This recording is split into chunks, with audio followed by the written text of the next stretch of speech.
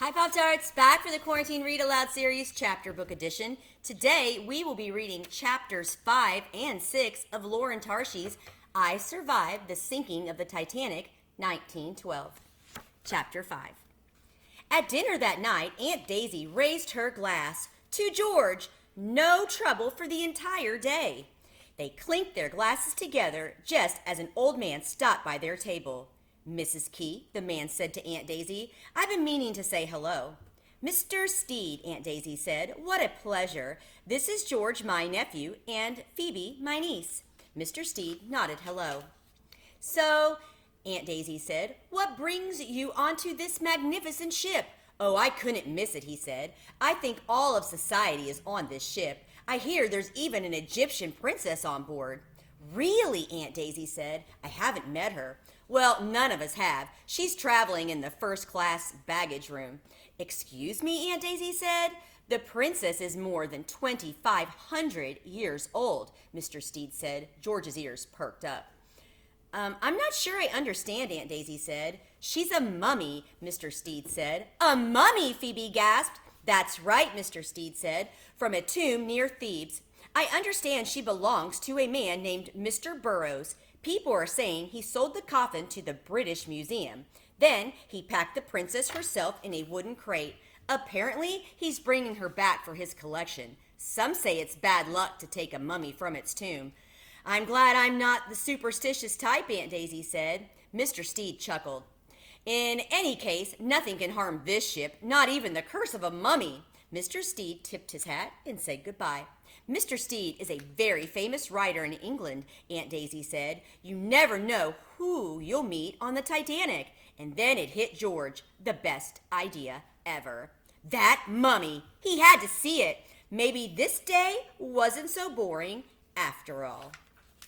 Chapter 6. George didn't tell Phoebe or Aunt Daisy about his plan. He figured he'd head down to the first-class baggage room after they went to sleep. He'd find Mr. Burroughs' crate, pry it open, and take a quick peek at the mummy. He'd be back in bed and snoring away before anyone knew he was gone. It was almost 11:15 when Phoebe was finally asleep and the light was out under Aunt Daisy's door. George crept out of bed. He quickly got dressed, put his knife in his pocket. He'd need it for prying off the lid to the crate. And, who knew, maybe there was a live cobra in the box too. George could hope, couldn't he?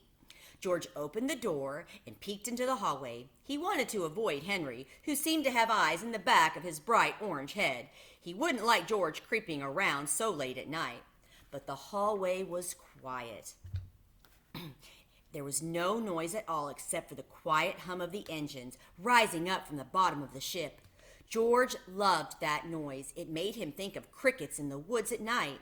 In fact, being out here all by himself reminded him of the nights at home when he sneaked out into the woods while Papa and Phoebe were asleep.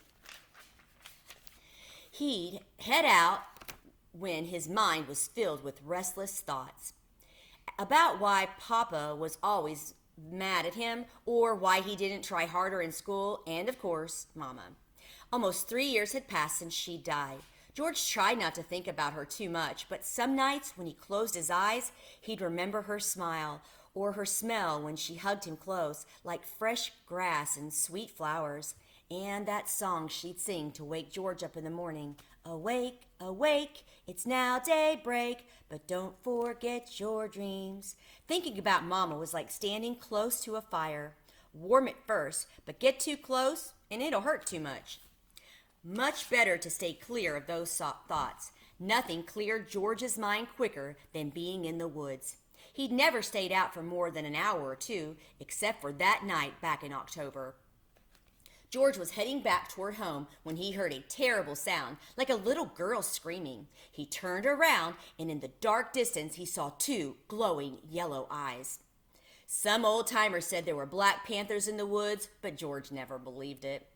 But as the yellow eyes got closer, George could see the outline of a huge cat with two glistening fangs. George told himself not to run. He knew he'd never outrun the panther, but he couldn't help it. He ran as fast as he could. Branches cut his face, but he didn't slow down. Any second, the panther would leap up and tackle George. Its claws would tear him apart.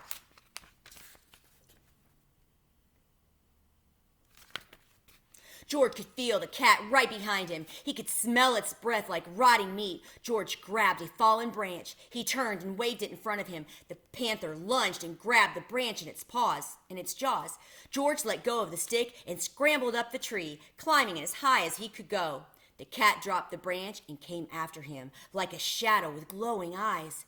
George pulled out his knife. He waited until the cat's front paws were on the small branch just below him, and then, with all his might, he chopped off the branch with his knife.